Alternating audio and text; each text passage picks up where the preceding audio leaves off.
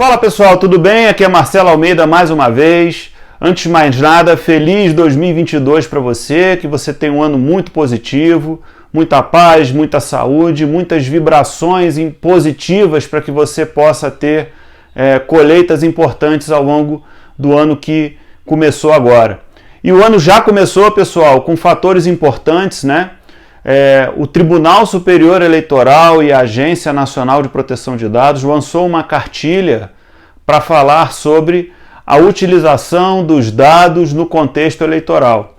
Essa cartilha é uma cartilha bem interessante, que traz uma série de pontos, e nesse vídeo de hoje eu vou destacar 4 pontos para você. Vamos lá. Pessoal, a primeira coisa que eu quero destacar são os dados, né? Nós sabemos que a Lei Geral de Proteção de Dados classifica os dados entre sensíveis e pessoais. São duas categorias de dados que têm as suas conceituações, e os dados relacionados às questões eleitorais, filiação, opinião política, pela lei são considerados dados sensíveis. E esses dados sensíveis, tal qual a nacionalidade, a cor, a raça, são dados que requerem um consentimento mais específico de quem foi lidar com esses dados. Portanto, no período eleitoral, em se tratando de manipulação de dados relacionados a filiações partidárias, opiniões políticas, o agente controlador desses dados, que podem ser os partidos políticos no caso, precisam implementar alguns mecanismos de controle para que a manipulação e a identificação do sujeito por intermédio de dados sensíveis seja absolutamente controlável pelo controlador e também pelo operador de dados, né? E nesse particular, a cartilha é muito elucidativa no que diz respeito à responsabilização desses agentes, o cabimento da identificação da responsabilidade de cada qual desses agentes e como que isso pode se relacionar com o eleitor no processo eleitoral, tá certo? O mais importante, pessoal, desses dados que estão armazenados e capturados pelos partidos políticos para fazer as suas abordagens de natureza eleitoral, né? Campanha política, é o consentimento. O consentimento é um fator muito fundamental a partir da Lei Geral de Proteção de Dados, sobretudo no que diz respeito à manipulação de dados sensíveis. Há necessidade de que o sujeito titular dos dados dê o consentimento expresso com relação à finalidade para a qual o dado vai ser utilizado. Isso é muito importante, porque uma vez consentida a utilização do dado sensível para uma determinada finalidade, aquele dado não pode ser utilizado para uma finalidade diversa daquela consentida anteriormente. Então eu vou dar um exemplo claro para que vocês possam compreender melhor essa questão. Se eu consenti em dar o meu dado para a emissão de um recibo porque participei de um jantar beneficente, essa é a finalidade, aquele meu dado não pode ser utilizado depois para que eu receba por sistemas de marketing digital nenhum tipo de abordagem política para aquele operador ou aquele controlador do dado que o recebeu originalmente por conta do jantar. Então isso é muito importante que a gente compreenda, porque uma das questões relacionadas ao consentimento diz respeito à finalidade da utilização dos dados. E essa finalidade ela precisa ser específica, ela precisa ser explícita e ela precisa ser informada para o eleitor ou o filiado do partido político em que vai se utilizar esse dado.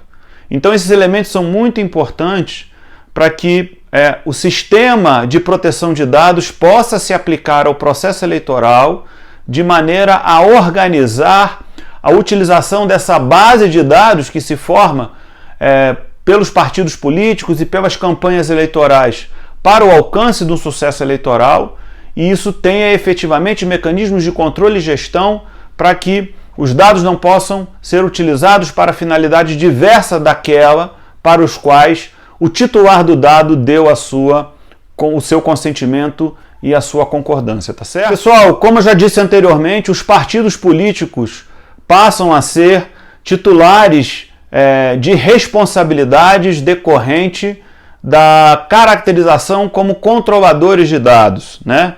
Então, para aqueles que são controladores de dados, há uma diferença muito importante com relação ao operador, que é exatamente deter os mecanismos de decisão para os quais os dados vão ser utilizados. Então, precisam fixar essas diretrizes para a utilização dos dados na medida em que eles foram entregues com os prévios consentimentos que nós acabamos de abordar, para que a gente possa efetivamente ter o respeito de todas as diretrizes, sejam elas principiológicas ou finalísticas da Lei Geral de Proteção de Dados, tá certo?